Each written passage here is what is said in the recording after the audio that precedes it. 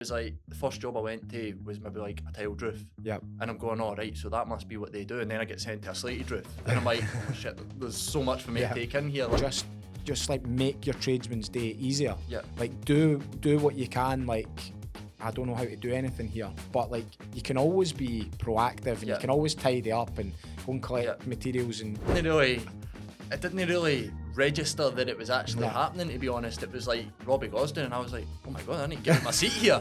I was Hi guys, welcome back to another episode of Taylor Talks Trades. This is the end of Scottish Apprenticeship Week, and this week we've got none other than one of our own apprentices and last year's Apprentice of the Year winner, Robbie Gosden. Robbie, welcome to the show. How are you, mate? Yeah, I'm good. How are you? Good stuff. I am good as well, mate. It's been a big year for you. Definitely, yeah. Plenty going on, and I'm sure we'll get into it all. But what I'll do is I'll go just back to the beginning like I do with all of my guests, and I'll just ask you how you got into the trades, mate. So it kind of just happened, to be honest. Like I think it's the same way a lot of people in the trades. Like you just kind of end up in the trades. Like everybody says you fall into it. Aye, but I was working in a warehouse, obviously, but like this is the first construction job I've had. I was working in a warehouse before that, and like outside the work, I was kicking about with your stepson. Yep. Like, and then I wanted to move jobs, and it was kind of just like, oh, like my stepdad's looking for labourers. Like, do you want me to give him your CV? And then I ended up here, and then once I was in the door, I was a labourer. Sort of tried to prove myself as a labourer. Got my apprenticeship, and then that was me. I was away. Yep. What what kind of age were you then when you would have left school, and then did you go into a couple of different jobs? Was that warehouses kind of stuff you were talking about? It was, the first one was like an office job. The first one was like an office that my uncle worked in, and it was just, that was just like, I was straight out of school, and it was just like, look, your uncle can get you a job, like I'll just go and do it. Like it was the best thing that was going at the time. I was there for about a year, and then decided like I didn't really like it.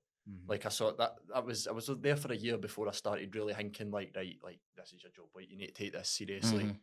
Did you just almost like, so you just left school, you got into that job, but like you were maybe like a few months in and actually thinking, oh, I'm working now, like you just hadn't even clicked on like life has changed a lot here. I hadn't even really thought about it. I was just like I just knew like you leave school, you go and get a job. Like there wasn't much thought into like what do I actually want to do. Like this could be the rest of my life. It was just like, that makes sense. I'm out of school. Had you seen anything about like construction or roofing or trades or anything really when you were at school? And I'd seen wee bits, and like I'd heard people saying like, oh, get a trade, like if you've got a trade you've got a job for life and all that, but like I'd never known very much in depth about it, if that makes sense.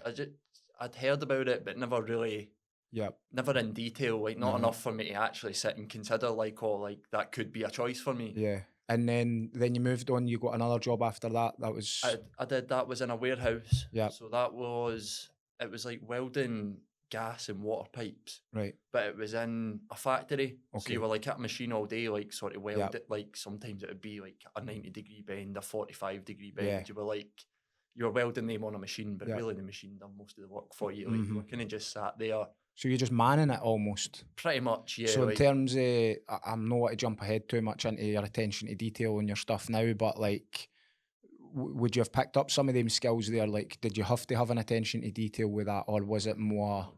It was just your manning the machine. To be honest, it was quite repetitive. Would that just have been like 8 hours just at that machine all day or something? Pretty much, yeah. Like so, there was a couple of different machines. Like sometimes you might be lucky and get 2 machines in a day. Do you know what I mean? Like a wee swap to just a different moulding or something like that. But for the most part, you were kind of just going around the same machine like all day. It's like that weld's done, take that one out, put the new one in. And then like the machine was doing all the work for you. It's not even like so you had much to do. You just kind of had to clip the pipes in, and then you press the buttons in the machine, and it does the work for you. I've got you. So and that would have been the time round about when I met you, because I think you were just in our house a couple of times with like our Robbie, my stepson, and then I always thought you were a nice lad and stuff like that, quite well presented, spoke polite and stuff. So I think when Robbie had maybe said you were looking for something, I was like, oh, he's a nice lad. That'd probably be quite a good fit. But it's mad how it just works. As simple as that. And sometimes, like, probably for anybody who's maybe looking to get in a trade, like, everybody says it's really hard to get a trade, but sometimes you've just got to carry yourself wherever you're going, carry yourself with like some good mannerisms, be polite and friendly in people's houses, and like that might even land to a job. But it could be as simple as that. Even when I came to join Taylor Roofs, like I wasn't necessarily thinking like, oh, I want to go and get a trade. It was just, it was more like, I'm not enjoying what I'm doing. Like I didn't enjoy the last job. Like I'll just go and give roofing a shot. Like there wasn't much. Wasn't like at that time I was going like, oh, I'm going to get right into this, and I'm going to go and win BMI Apprentice of the Year. Like it was kind of just like, right, I'll go and give that a shot because I didn't like where I am anyway. So So were you just thinking, right, I'm a labourer, I'm moving over there? Do you know? But you didn't. You still hadn't seen the kind of the vision as such. What I can't quite remember, but I know that normally with anybody who comes into us, we'll usually say, look, come in, settle in, see how it is. If you can prove yourself over maybe like 6 months to a year, you'll probably get some form of a trade or something. Was that what we kind of said? So I think I started in March or something like that. It was round about March time, and then it was obviously after the summer, like when the college starts. That I think it was Kelly messaged me, and she was like, look, there's a space came up in the flat roofing apprenticeship. Do you want it? And I said, I was like, there was no reason to say no. Do you know what I mean? Like I'd rather have the apprenticeship than not. So No, definitely. And so what was them kind of early parts like? So you've went from being in the warehouse to then you now work for Taylor Roofs, you're labouring for the guys, so outdoors, all weathers, probably like different jobs every day or sometimes on a job for you. Was that quite good? Did you enjoy that? I did, it was different. It was different from anything I'd done before because it was changing. It was like I'm on a job for 3-4 days and then I'm going somewhere else, and I'm going somewhere else. And it was like the first job I went to was maybe like a tiled roof. And I'm going, all right, so that must be what they do. And then I get sent to a slated roof. And I'm like, oh shit, there's so much for me to take in here. Like it sort of clicked in my brain. I was like, I realised pretty quickly there's loads of aspects to this. Like it gave me something that I hadn't had at any other job. Whereby I was like, right, I can actually, there's a lot to wrap my head around here. It's not just like 4 buttons and I'll have this down in a week. Like there was a lot for me to wrap my head around, and I think that's why I sort of put my head into it, because I like the fact that, like, right, I don't know all this, I need to learn it. There's quite there's another evolving sort of learning structure within roofing, or like probably any trade, but like it is a very like, there's just so much evolution. Like tiling on its own's got its own discipline, and there's so much you can learn in that area. Then slating, then the flat roofing, and then the different types of flat roofs, and then the lead work as well. And then you can even get to the UPVC fascias, soffits, and all of that. And I think you've probably done a bit of actually everything, which is, in my opinion, is like what a real roofer is somebody who can do all the disciplines really well. And I know there will be people who just become a roof tiler, just become a roof slater, just become a lead worker.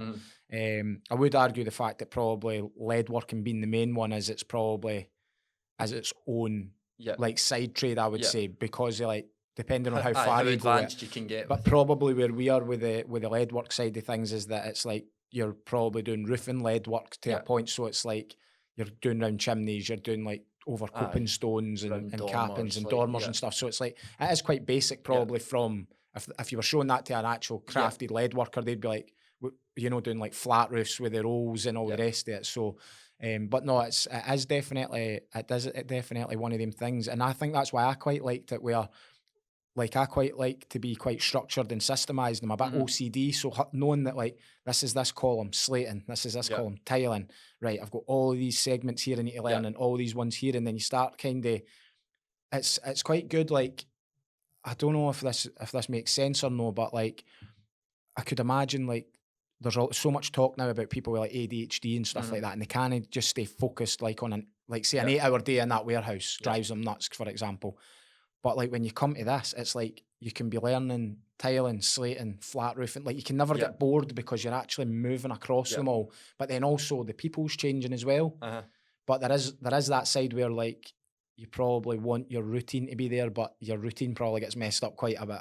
So it's like you've got to be able to kind of adapt and be flexible to, right, I'll need to work with somebody else, I'll need to go to a different area or whatever. I think obviously because like I was in the warehouse and I was in the office and I was doing the same thing over and over again, like I think I actually appreciated this sort of like this sort of throws the routine out the window a wee bit. Like because I'd experienced just doing the same thing every day, like I probably appreciated that more than I would have if I had just came straight in. I'd have been like, well, this is just everywhere. Yeah. Whereas Chaos. like, because I had just been doing the same thing every day, it's like I've came in and I've been like, oh, this is actually good that I'm getting a chat. Like I've seen that there's actually a positive That's side quite to interesting as well, because a lot of apprentices will come in and like they'll never have seen anything else before. Yeah. So it's quite good. Like when I started my apprenticeship as well, I remember like I'd done like the milk run and I'd done like gardening at the weekends with a guy. I'd worked with a catering company at the weekends as well. So like I had quite a lot of like short kind of term jobs, like weekend jobs and stuff. So like I knew what working was. I knew kind of like what I liked, what I maybe didn't like. So when I got into the roofing, it was like I already knew what working was. Whereas some people are just coming straight out of school and they'll just never know anything different. So it's probably quite good that. And I think you've done probably better because you've came in a bit older with a few experiences under your belt, rather than like I don't think you'd be as good as you are now and have like the success that you've had over the last year or whatever. If you'd came in at 16, because definitely. I just think you had that wee bit of added experience. I think you actually wanted the chance as well, because I think you'd probably seen, right, that first job feels a bit dead end. The next one feels a bit dead end. So, and then this one probably in the initial stages was right, labouring for roofing, right. It probably is a bit dead end again, but then once you actually seen it, you went, there's maybe something here. Even when I was labouring, like I actually quite enjoyed labouring, because I was like, I've always been quite active. Like I've always liked going to the gym, and like I played football, like I done kickboxing and stuff growing up. So like I've always quite liked sort of pushing myself physically. Yeah. So I think being in the warehouse where I'm barely even moving for a machine, to them being like, oh, I'm getting to run down to like, as much as when you're doing it all day, you start getting a bit like, this is getting hard. But it's the same thing again. Like it was better than the alternative that I'd seen. Like it was better than I would rather be running up and down a ladder than standing at a machine all day. No, it makes sense. And I think there is like a lot of people that do it in that way. Like I used to do that. Like if we were loading a roof, I'd be thinking, I probably didn't need to go to the gym tonight. Because it was like that was your kind of gym session, if you know what I mean. And like, you know, you were at work and you're actually sweating and you're like, I physically feel good. Like you've kind of won the day, because you're like, look, we've loaded that full roof out, or you know, we've tiled the full thing, or we've got all of that up onto the scaffold, whatever it may be. It's you can get like good wee wins there. And I think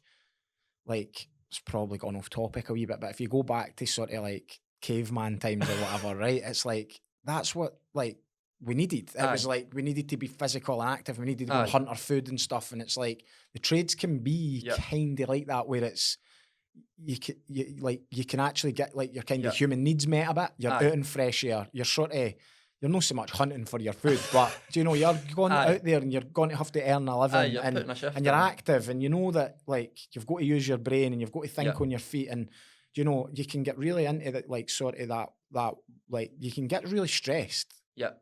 Like really stressed, and it could be the smallest detail on a roof that's just in your mind. It feels like there's a saber-toothed tiger outside the cave, do you know? And it's like, whoa, how am I going to deal with this? But then when you start to train yourself, it builds resilience in you, like problem-solving techniques that you probably never knew you had. Like I think there's just so much to learn in the trades. It's like, it's mesmerising actually. But anyway, back to your story. So you get in, you're doing the labouring, and then you get the opportunity there. The apprenticeship. Which is quite good in the sense that it's like the niche with the flat roofing as well, although you've picked up other stuff. But how did that go then? What was your thinking with that? Because that was then back to college and different things. To be honest, like I was just kind of trying to go with it, like it seemed natural, if you know what I mean. Like when I joined, like it was quite clear, like that there's a sort of pecking order of like labourer, apprentice, tradesman, like so like it was clear there was like that's your progression. So when I moved from labourer to apprentice, I was like, oh, I must be doing something right. But I still wasn't really like properly thinking about it. I was just like, oh, that's the natural progression. Like I've came in, I've done well, like that's me getting to move to the next step, if you know what I mean. Like, so I just kind of kept the same attitude. I was just like, I'll just keep doing what I'm doing. Like what I was doing when I was labouring is what's got me the apprenticeship. So it must be working. So it must be working. I'll just keep carrying forward trying to do the best I can. Yeah. And what is it you were doing, do you think then? What's the wee kind of secrets to success almost? Like if somebody was Do you know, a labourer, but they want an apprenticeship, what do they need to do then? I think it's probably taking an interest. I think that's the biggest thing, like, because when you're on a job, like, as much as the ideal scenario would be like everyone who's behind, like, when something's getting done, like the tradesman stops and you all get taught, but like it's not actually how that works on site. Like, you have to be quite proactive in being like, right, like, what are you doing there? Like, why are you doing that? Like, if you start asking the questions and being like, watching your tradesman and being like, right, oh, so when he does that, like that must be why he's doing that. And just trying to learn, if you know what I mean. Like, you need to actually take an interest in it. You build like a wee system in your mind, because like similar to you, like that's what I did. So I would see what my tradesman was doing. I would take an interest, and then if I could start to plan out that his next step was going to be this, I'd go and get that set material for him. Like when I was doing the flat roof, and I always remember, you know, I would I would be sort of always like one step ahead of my tradesman, even if it was just like getting his felt rolled out and lined up and then rolled back nice and tight, and then he's coming off of that one, going onto that one, and he's just burning felt. Like, he's now happy because he's like, oh, I'm not having to get down on my hands and knees and roll that up again. And then I'm like, right, now I've got all of that done, and I'm looking around and I'm like, what else could I do? And if I couldn't find something, I'd just go down and like clear the van out and just make sure that when the shift was done, he was like, oh, the van's all nice and tidy, the tools are on the right place. Like, you know, just always thinking, what would he want me to do for his day to be easier here? Because if I treat him in that manner, I think he'll teach me. Because once a tradesman sees that you're interested in the job, but you actually want to make their life easier, you're actually onto a winner.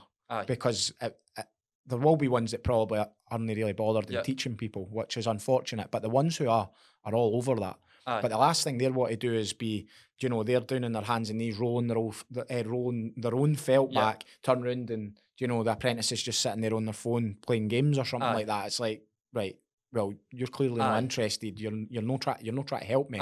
So they're straight away probably coming into the office saying, I don't want to go with that person again. Or and probably also thinking to themselves, like, why am I going to stand and teach this guy? Like why am I going to go, oh, put your phone down now, I'll teach you what I'm doing. Do you know what I mean? Like, he's showing he's not interested, so you're not going to get taught. No, definitely.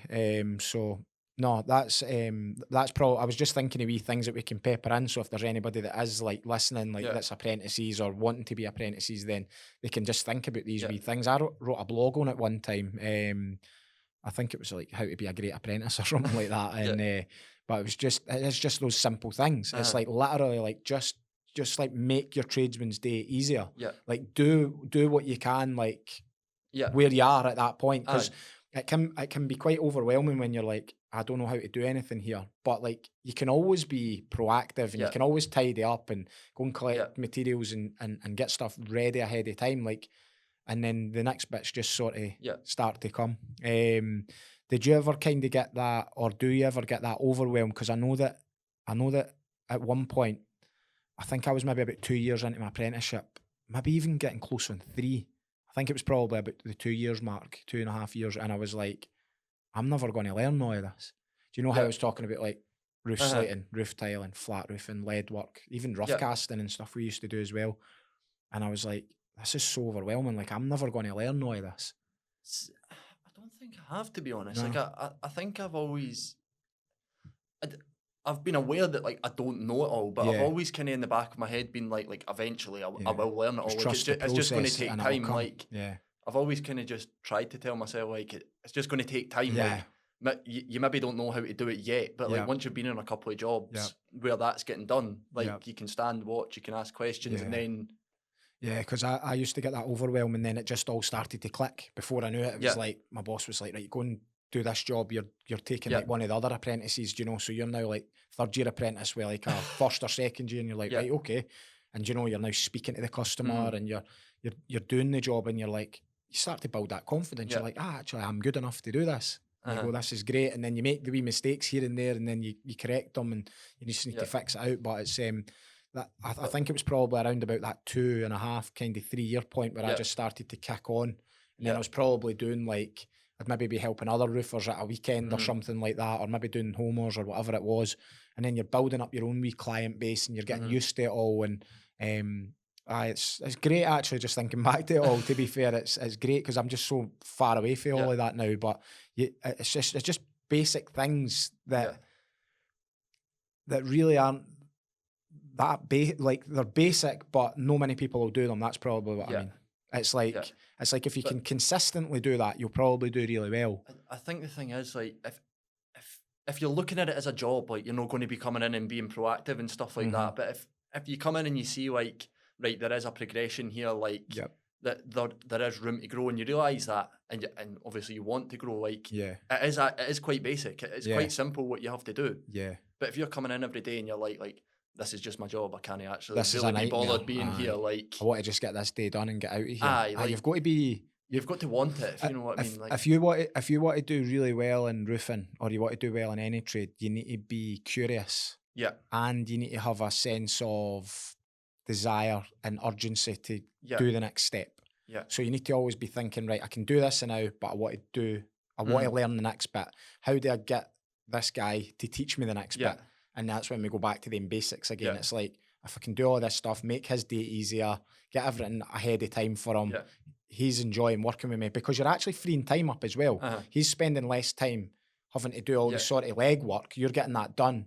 Now you're freeing up time so he can pass the skills back. One of the big things that helped me was, like, when I first joined and I was doing the labouring, like, I was with Blair all the time. Yeah. And Blair's he's quite a good trait. Like, he's quite, just wants to, like, the jobs get done. Like, there's no really much messing about. Like, so I think that helped me a lot, because I was like, right, this guy's, like, really just interested in, like, getting the job done. Yeah. So I think I kind of just came in and like clicked on that attitude of, like we turn up to work, we need to get the job done. Like, he's putting in a shift, so like, I kind of just stand, like, I'm not going to be the guy that's standing on my phone while he's running a bit. Yeah. Do you know what I mean? Yeah, no, it makes a lot of sense. And Blair's one of the ones that's been at Taylor Roofs for, like, years. So like, right in our early days when we set the company values, like, hard work was definitely one of them. So that's kind of ingrained in him. So it's great when I see that, like, getting passed down as well. When did you start to get, like, sort of, like, I would say that you've got, like, a real good attention to detail. I know your flat roofing work's, like, really like, amazing, to be honest. And then you recently did the lead welding and bossing training, and John, who was delivering the training, had said, like, you're probably one of the standouts, if not the standout on the course. Like, where's that attention to detail coming from then? Like, was that a passion, or what? I think I've always had it, to be honest. If I'm interested in something, then I always put everything into it. Like, it can be a blessing and a curse, because there's sometimes that I get the blinkers on and I just forget about everything else, and my head's just right doing one thing. Yeah. But I think I've always been like, if I'm interested in something, like, I'm just going to put everything into it. You can do it. Like, growing up, like, playing football, like, I done taekwondo and kick. Like, I was always like that with that. They sort of things. Like, I was like, if you're doing I'm doing it, like, I might as well do. Like, if I'm not going to be doing my best, like, what's the point being here? Yeah, that makes sense. So I think I've always just kind of had it, to be honest. I'm quite lucky that was something I picked up early on. Yeah, nah, it's good, because it makes a big difference. And I think what I find is, like, I think, see if you're like a roof slater tiler, and then you're trying to learn, like, the flat roof and the lead work, I think it's harder. But if you learn, like, the flat roofing side and you learn the lead work, I think it's then easier to do the slating and tiling, because you've got more attention to detail. Yeah.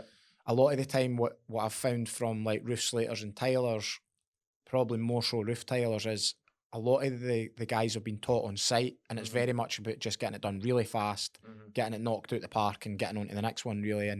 And whereas, like, with these other niches, like the flat roofing, and for us predominantly it's built up torch on felt that we do. So it is quite skillful, and it needs to be right, or it is going to leak. Do you know? Not that any part of roofing's no like that, but do you know, it's like, if you just don't take your time and seal it properly, and you've got the right amount of tar coming out the joints, then it is going to fail. The thing we felt as well is, like, once you've torched it down, it's down. It's not like a tile. Like, if you put a tile in, then you break it, like, you can just change it back out, change it over. We felt, I think, the thing that makes it difficult is, like, you've got the gas gun, and once you let go of the bit of felt and it's done, that's it done. Like, it's no coming back up unless you're ripping that big section. And you didn't want to be doing that as well, because nobody that's, like, got any common sense wants to actually redo their work in any capacity, because it's boring, to be honest, and it's it's you want to get it right first time, but you've got more of probably an urgency to get it right first time, or like, because well, it would just be terrible trying to rip up felt that's like torched onto another layer of felt below. Same with lead.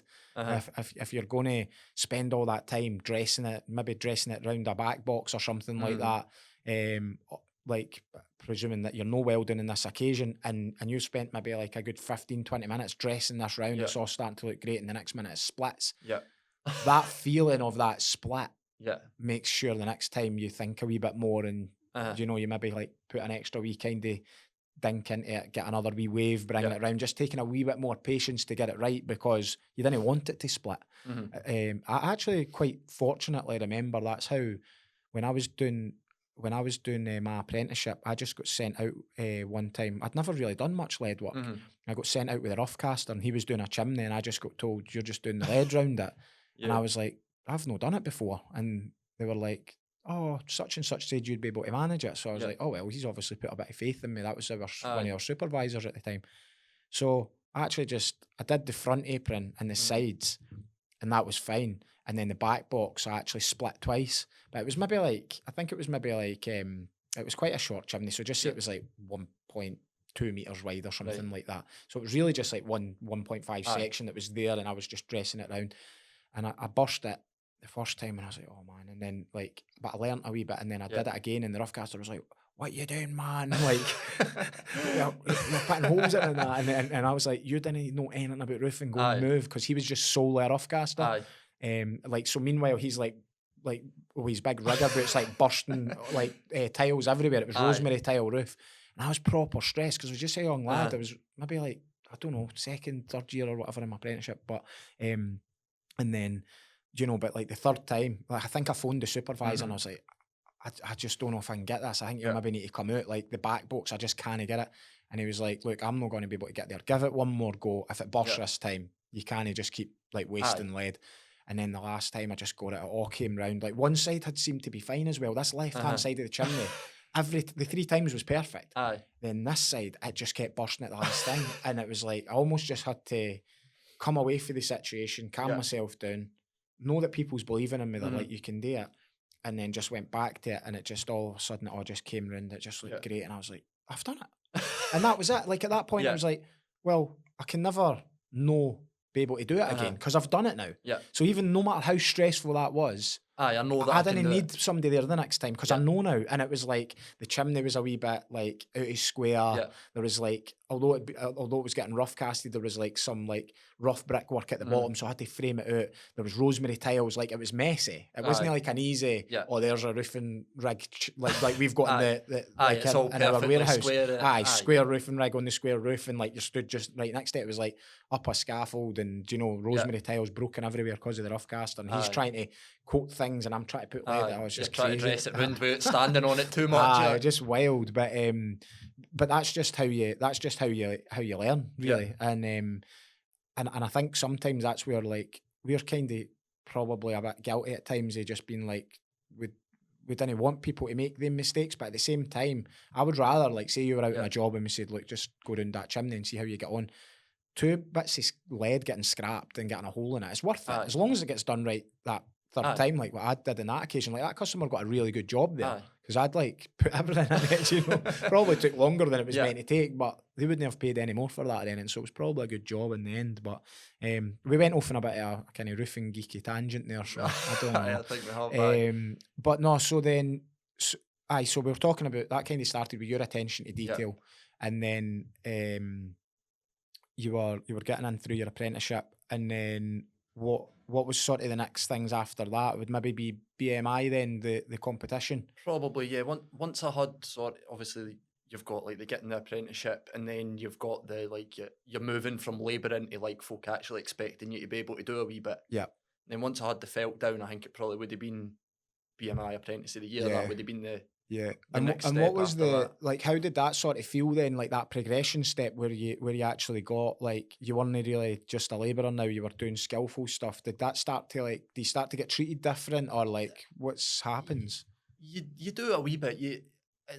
sorry, you've got more of an expectation on you because with a labourer, like if a labourer can't do anything that any of like the skillful stuff on the job, like he sort of gets a pass because like it's he's just a labourer type sort of thing. But once you move to an apprentice, folks start sort of looking at you like, well, you should be able to do that, you know, mate, to be learning.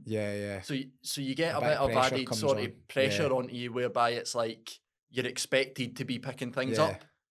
Nah, it makes sense. It makes sense. And then the competition, we'll go on to that. That was quite a good experience, wasn't it? It was great. It was great. So that was last year. There was 20 candidates, was it? 20, half in the 18, I think. There was 8 pitched roofing, and then the rest in the 8 in flat roofing, and then there was 10 in pitched roofing. Just give me that in your words, then how it was and how it came about, and just the full thing. Like, to be honest, at the very start, I was, I don't think worried is the right word. Yeah. But I think I was a bit sort of skeptical of the competition because I'd never really done anything like that, and I was also saying to myself, like, you've actually only been roofing about a year. Like, how much do you actually have enough knowledge to go down there and like compete with what's essentially the best apprentices in the UK? So there was that sort of doubt, but then you're saying to me like, look, it's good to push yourself out your comfort zone and stuff like that. Like, just take the opportunity. Like, and then eventually I got to a point in my head where I'm like, what's the worst that can happen? Yeah. Like, the worst that can happen is you go down and 3 judges down in Birmingham think that you're clueless.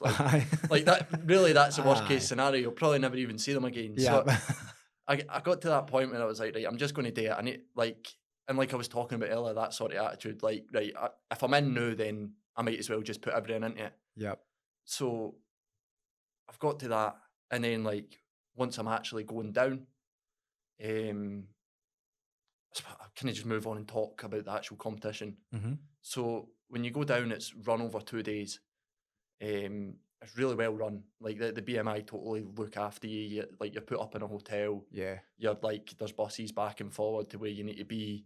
Like, your whole day's kind of planned out for you. And then the first day, I think we done, there was so the competition's set up so that you don't know what you're doing. Yeah. Like, on day one, you don't get told the whole schedule. You just get told, like, you've got a solo activity and a group activity. So you've got that sort of element of, like, how well can you adapt to, like, this has just been thrown on you half an hour ago. Yeah. So the first task we got was a solo task, and it was essentially like a sales pitch for like a product. So we went in and we watched a guy give what was essentially like a sales pitch where he goes like, this is a product, like this is what it does, this is how you use it, and gives like a wee demonstration. Yeah. And we were to take notes on like everything he's saying while also trying to take in like how he's doing the demonstration. And then we go away, we got like however long it was to prepare. And then we had to go in and present that same demonstration to the judges. Yeah.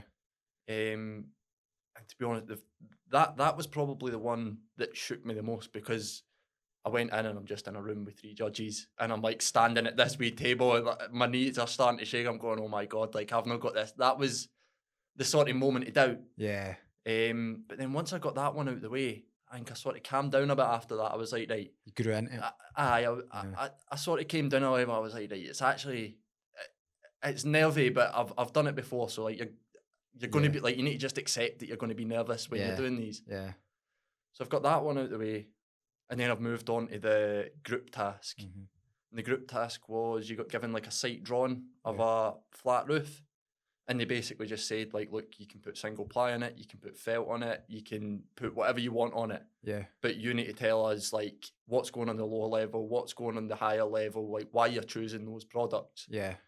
And to be honest, that one was probably a wee bit shaky because, like, I don't want to say anything bad about the guy that I was with, but, like, I feel like we just didn't have that. He wanted to do a different type of roof than me. Yep.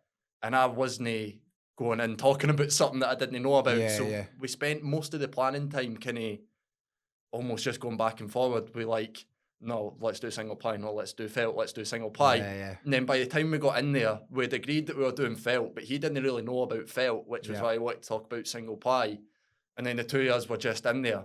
Yeah. And we're like, he's kind of talking and I'm going, oh no, like, why has he said that? And then it's coming to me and we were a bit all over the place, to be honest. Yeah.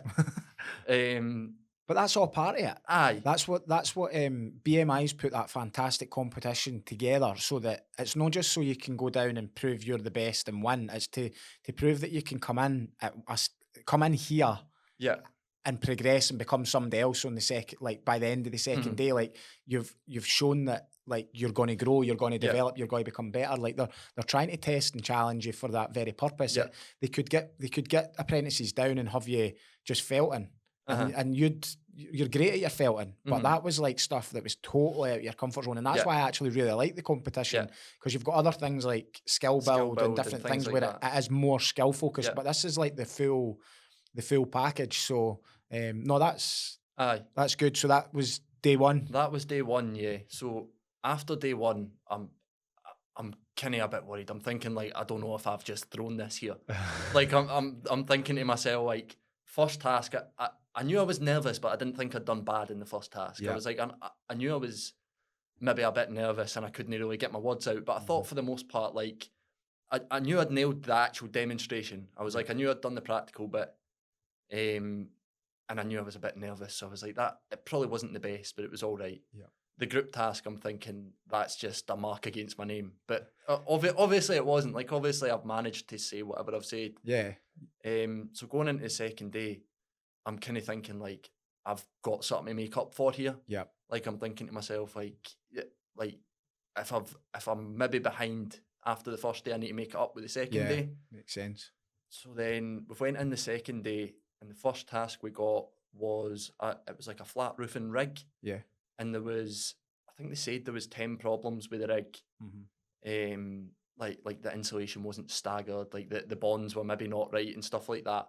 And you got like 20 minutes to basically survey the roof and like write down everything that's wrong with it. And then when you come back in, you're going to present it to the judges as if it's their house. So you're going to come in, you're going to say, like, this is what I found that's wrong. This is treating them like a homeowner almost, and as if you were giving them the. To be honest, I was actually quite glad when I got that first thing in the morning, because I was thinking, like, I'm already talking to customers. Like when I'm going, like, a lot of the guys that were in there are working on sites. They're probably not speaking to homeowners. But when I got that task, I was like, right, this is my chance. Like, I need to just double down on this one. I know how to talk to a customer. They probably don't. So I kind of went into that one and just gave it like, I remember actually thinking to myself, like, it's a wee bit sort of embarrassing what I'm saying here.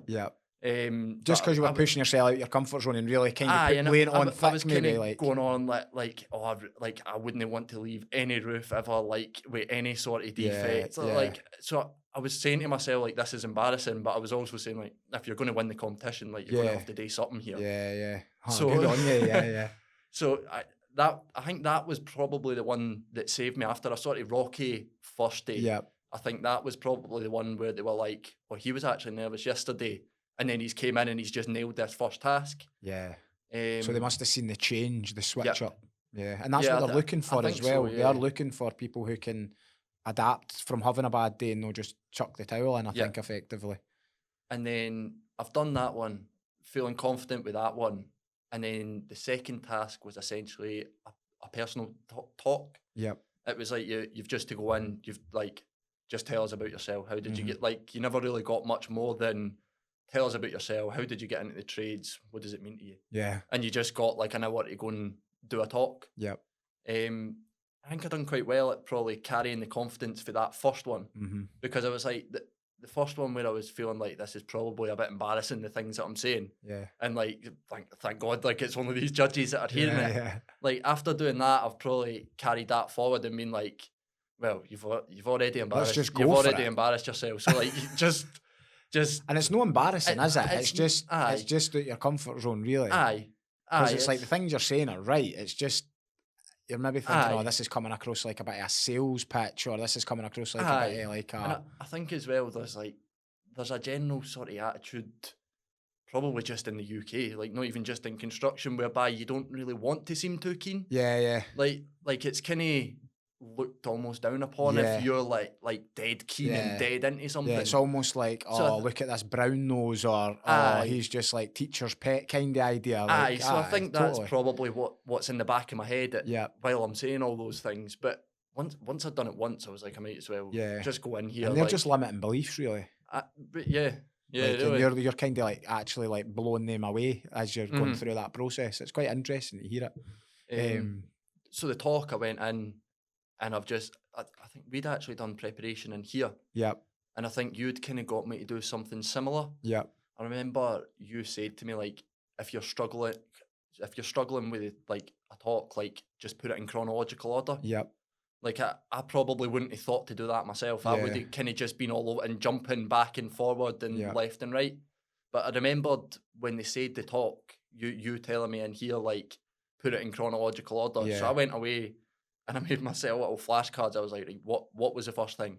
Yeah. And I just started writing, going through everything in chronological order, and then sort of looked through it. I was like, right, you can probably get rid of that one. Yeah. You can probably get rid of that one. And I never took too much in. Like there was some folk had like a full page written down, and they were maybe just reading from that, as opposed to you kind of knew your story. You just needed the order put in place. Yeah. So once you got the flashcards with the order, it was probably quite. I just sort of went in. That would have showed confidence then as well, because, well, you say winged, but you prepared for it. So it's like, it's probably not really winged. You know, you're probably doing yourself a disservice by saying that, because you prepared for it. And I know before the competition you came in and you did like a wee talk to me, Kelly and Karen, I think it was, which just probably gave you one opportunity extra just to be like out the comfort zone again. Because it is, public speaking's hard. It is. Whether it's like 2 people, 3 people, or 100, it's all just quite difficult. But the only way you can actually overcome that is doing it. And that's what I've found. Like, I need to, like, well, you'll see me address the team pretty much every month, definitely most months. But, you know, we've got like 40 people here or something. So you're stood there in front and everybody's just looking, going, well, what you got to say?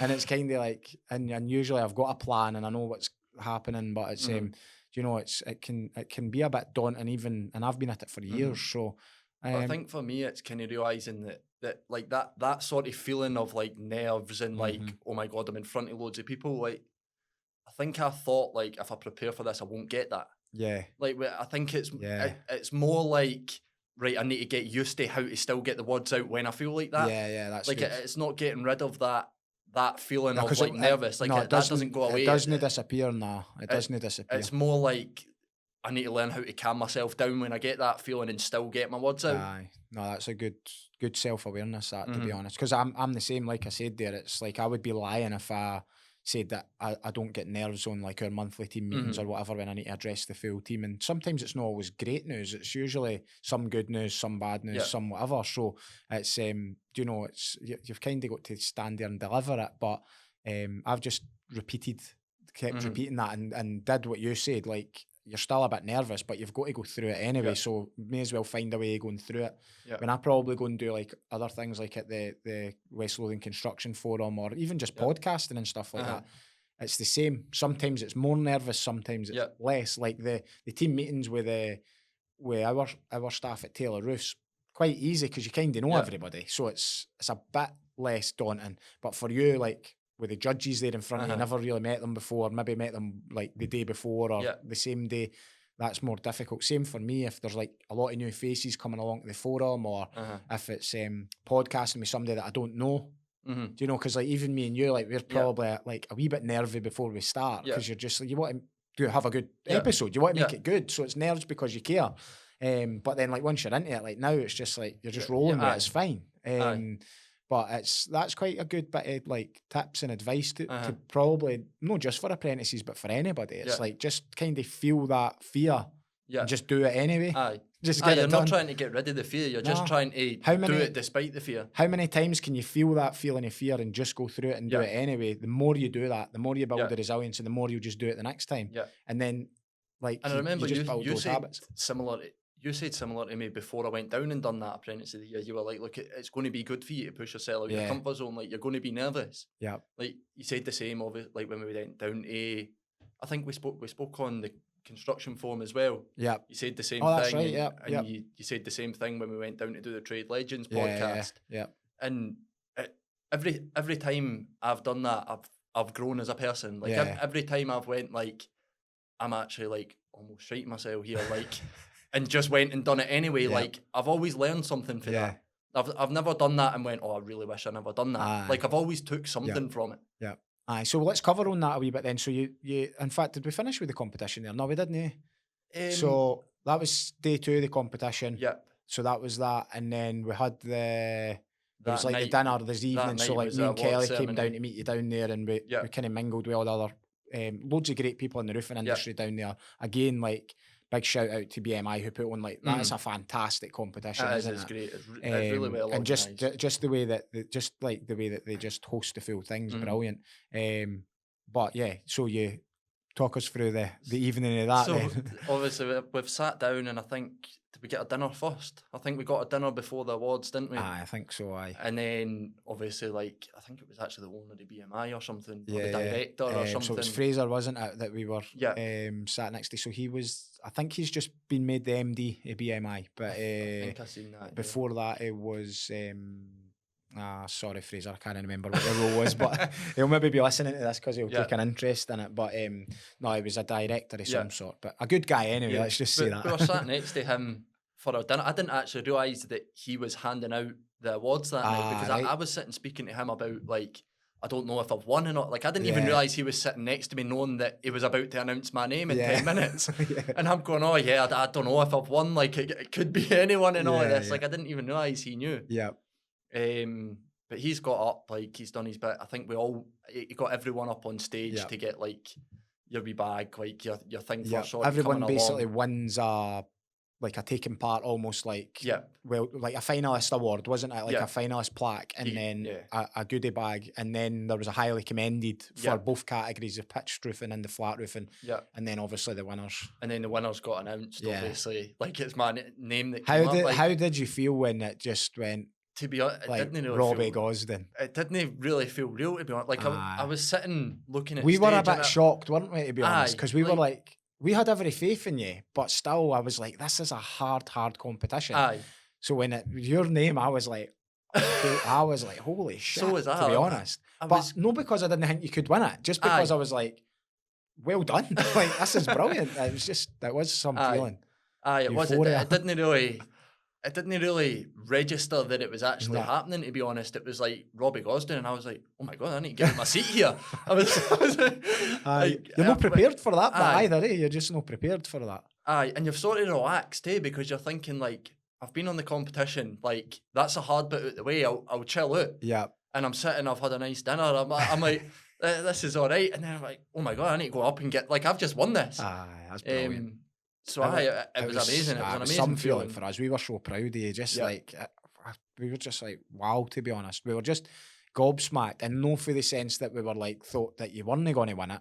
Just the fact that, like, it is so hard. Like, it is so hard. Like, we had Ben down the previous year, and we know how, like, Ben did a really good job and stuff. And, you know, like, he was mega disappointed with it and things. So we'd seen that before. I just knew how hard the competition was. But I knew it was competitive as well. Like, everybody that was there, like, when I was talking to everybody down there was nobody that I was talking to and being like, oh, he doesn't know what he's talking about. Like, he maybe didn't know about felt, but then he's talking about single ply, and I'm like, I've never even heard what you're talking about. Like, you knew that everyone round about you was at a high level. I think that's brilliant, though. It probably raises your game. Your game raises as well, your standard. Because you're bouncing off of, like, they've done a good job of that, because, like you say, that there's nobody there that's not really deserving of being there. There's no just go down to that competition and rock up and you win it. Like, you need to fight for it. Like, you've just proven there, telling us what the 2 days was like. You've got to adapt to it. You've got to think fast on your feet, and you've got to really get out of the comfort zone. Definitely, Like, and say them cheesy things that you had to say or whatever it was, but it was just what you've got to do to get the job done. So that was amazing. And then we ended up just getting a wee bit of hype off the back of that. So it was pretty much That was down in, is it Gloucestershire, the competition, as it's down in like the Cotswold area? Because you said Birmingham, but you're getting mixed up because it was... I think I flew into Birmingham or something.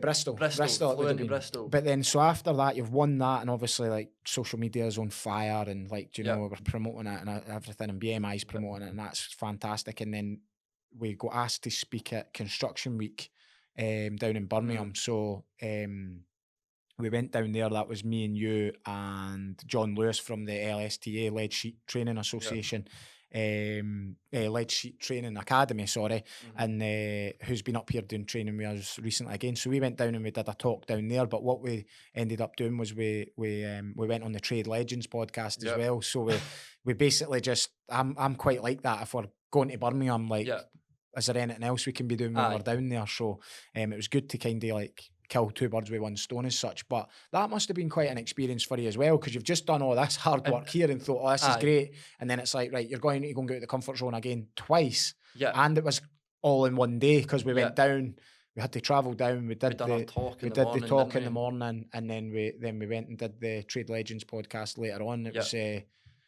how was that experience? Similar again, getting out of the comfort zone? Did you still have the nerves and stuff, or had you built more for the first experience? Or I had built more for the first experience, and I think as well, going down there, I felt like right, I've won Apprentice. Like, I felt like I actually had a reason to be there, if you know what I mean. Yeah. Like, going into the Apprentice of the Year competition, I'm like, I don't know if I'm actually good enough to be here. Yeah. Whereas going into like the podcast and Construction Week, I had that sort of confidence of like, right, you've actually won Apprentice. Like, you've got a wee bit of credentials, but like you're not running a multi-million-pound business, but you've at least got something that you can kind of use as your claim to fame type thing. No, definitely. No, it was fun and exciting, and it was good times. And then you also came and done a bit at the West Lothian Construction Forum as well for us. So like that was good, and I think it's I think for me, it's just about like anytime I can see them opportunities, like I'll try, like for you and our other apprentices as well, like wherever it fits, like try and get you into those out your comfort zone moments, because I know that I've been doing it for years and it does pay off. It's hard building a personal brand. It's hard kind of putting yourself out there, but you get more reward for it if you do it. And that's why I kind of like to push it. And I know that now, like, I don't think there's much you would say no to be honest, if I said, oh, like, this podcast wants us to go on, or let's go and do this. I'd give it a shot, like. And so what I would like to kind of ask you about then is, how do you deal with the coming back to normality with it then? Because you've had the big high, you won the competition, you spoke at the Construction Forum, you spoke at Construction Week, you went on the Trades Legend podcast, and then sort of you just need to come back to being like a roofing apprentice again. That's probably the bit I struggled with most, to be honest, because I didn't really prepare myself, because all of that probably happened, in the space of 2-3 months. Yeah, like it was quite quick from winning Apprentice of the Year. Every time I open my LinkedIn, I can only see my own face. Yeah. and then I'm on podcasts. I'm seeing like my podcast that I've been on promoted everywhere. Yeah. Like, and I hadn't actually like prepared myself for like, right, you need to like you're still an apprentice, you need to go back and like keep learning the roofing. This is just the beginning, like, still almost. If I'm being honest, I probably did take that as like, probably did get to my head a bit too much. Like I was probably like, oh, that's me. Like, I've made it. Yeah. Like I'm basically a celebrity now type thing. Like, but so for a wee while, I hit a sort of spell where I was like, probably I wasn't bored of my work, but I was thinking like, I've had these big highs, and then now I'm just like, I'm back in the yard just emptying a van every morning. Like, so it did take me a bit of time to sort of wrap my head around like, right, you've done all that stuff, like you've won it, and then sort of like rebalance myself and go like, right, what got you here was putting the work in with roofing. Yeah. So like, let's just go back to the basics and like, let's go back to just keep advancing in roofing. Yeah. Nah, that's sort of the attitude I took into it. But it did take me a wee while to sort of get to the point where I'm like I was getting a wee bit bored, and then it took me a while to sort of be like, right, it's probably because you've had this high, and then now you're not getting that anymore. And it took me a while to sort of wrap my head around it all and go like, right, what, like I just said, like what got you here was focusing on the roofing, so let's just go back to what got me there in the first place and hope that another opportunity comes. Yeah. And then you're doing this podcast as well, and I kind of purposefully probably let it spread a wee bit as well, because like what you've got to remember is like, it's probably my job is to get the best out of everybody who comes into the company, you as well. So it's like, I felt like, see, if we did a podcast right at that time, then it's like you're just riding that big wave and then the crashes to come again. So it's like you've almost had that kind of the high, and then the crashes kind of came, but then it's like now you're getting the chance again, like this will kind of come around, like BMI will be back in touch with you to say, oh, look, can we do a piece around sort of you winning last year? It was actually quite good. I was in college this week and I walked into the college classroom. There's a big BMI poster with my face on it, like talking about this year's, like apply for this year's Apprentice of the Year. Yeah, and that'll be there forevermore. Do you know, that'll show up in like the Roofing Today magazines and the Total Contractor and all these different places that publicise this stuff. So you can never really underestimate the impact that that one part has had for the rest of your life and for other people, because you can inspire people now with that. But no, it's fantastic, and you know, this will go out there and it'll get other people interested about apprenticeships, and it's an opportunity for you to sort of have learned, kind of got that high, give it back as well, and there'll be other opportunities as well. I know recently you were on the lead welding and bossing training that we did, so I think that went quite well. And you enjoyed that. So John was actually saying that like you would probably make quite a good trainer in that space as well. He was like, if you want any of the other guys to learn that, probably get them in and spend some time with Robbie, and Robbie will be able to show them like sort of the basics and stuff. So there's so many things, you know, you've just got to, I think what's difficult in life in general and in apprenticeship and just in roofing, it's just, there'll be times where it just feels like a slog. 3 months just having to do the basics again, or do you know, it's the same for me. It's like every time I'm doing podcasting or speaking at events or going on to other people's podcasts, hosting people, whatever it might be, there's always a time in between that's like, it's a really hard work, and you can't do this stuff if you've no substance to who you are. You know, you need to be quite expert in your field and show that you're resilient and being willing to put the work in, because borderline, I'm not saying anybody can do it, because that would be a bit unfair, but like anybody could possibly be a social media influencer by just being on there every single day and applying yourself to it. But like, it's, in my opinion, it's good to have that substance. Like, why are you a social media influencer? Not because you just rock up and say this every day, but because you've been like this, you've got a journey. You've built yourself as an apprentice. You've then done this. You've then became qualified. You've then went on and done that. You're training other people, whatever you're doing. So it probably gives you that confidence as well. Like sort of subconsciously, you're saying like, oh, I've done all this. Like it gives you that confidence. I am somebody almost, and I know what you mean by that, because like when you said, like when you went to the BMI, like you almost felt like, am I good enough to be here? Like, I'm just Robbie for Armadale type thing. Like, what am I doing at Apprentice of the Year sort of thing? And then when you win it, you're then going, and then you go into the podcast and speaking at Construction Week and different things, you're then kind of going, oh, well, I'm here in my own right. Like, they've asked me to come because I've won that competition. People are interested in that. So no, I think it's fantastic, and you just got to just keep your eye open for the competitions. I was going to say, for the opportunities, because they always do come along, but know if you're switched off to them. So you've got to kind of always be, like we kind of said earlier, right back to the basics of, if you're working with a tradesman, this isn't just for you, but in general, it's like, make their day easier. Do the right things. Like I said, like when you were in my house that time, you left an impression on me just by being a polite young lad.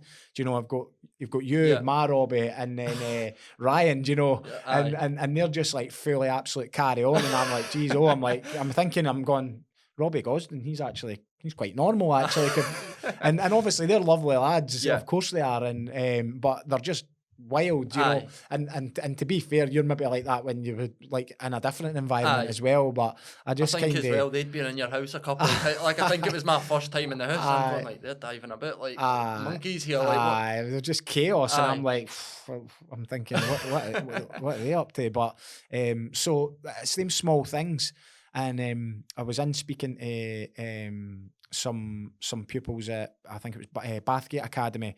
And that's what our message was in there, that we were saying, like, don't forget how much just a first impression can make. Like, if you're good, if you're not enjoying school, like, don't mess it up too much. Don't totally wreck it, and like every teacher hates you, and everybody that like all your teachers hate you, and like or think you're a nightmare, and all the other your classmates or whatever will hate you, because it's like when I left school, I had to do quite a bit of a job of turning things around to get a good perception of myself, because I wasn't great in school. And I remember actually going out and pricing one of the early jobs that I priced, and it was my old home economics teacher. And she was like, "It's you." And I was like, "Oh no." Last time I seen her, I was getting like thrown out the class and stuff. So you need to remember in these early stages, like the impressions, like that impression you left in my living room that day. Well, that's probably what got me a job, isn't it? And it's not what got you to the competition, but getting the job got you to the competition. Getting all these wee bits, like you've had to apply yourself. So it's no something that anybody else can do for you. You've got to apply yourself. But like if you had the wrong attitude that day, I probably would have went, I'm not really taking the risk there, because it is awkward if if any of my kids say to me, "Oh, can you do this, take this person on, or can you sponsor this team, or can you do something?"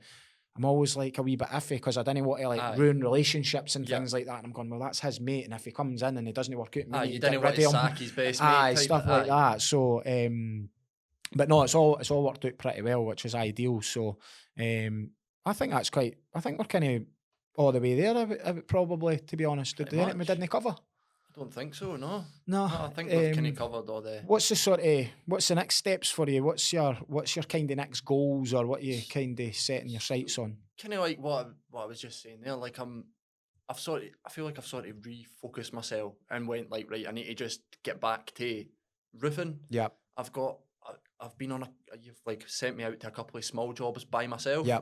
I would say that's probably my next steps. Yeah, the progression, like, being on like I've always kind of thought like it's not actually that different being on a job yourself, like you're just doing the same thing. Yeah. But it's those wee things that like you would just turn around to the tradesman and go like, does that go on the left or right? And you just get an answer. Like you actually need to know that yourself. Yeah. So I think that's probably where my next like sort of biggest improvement is going to come from, is sort of being on jobs by myself and learning how to sort of trust myself that like, right, I actually do know how that goes on. Yeah.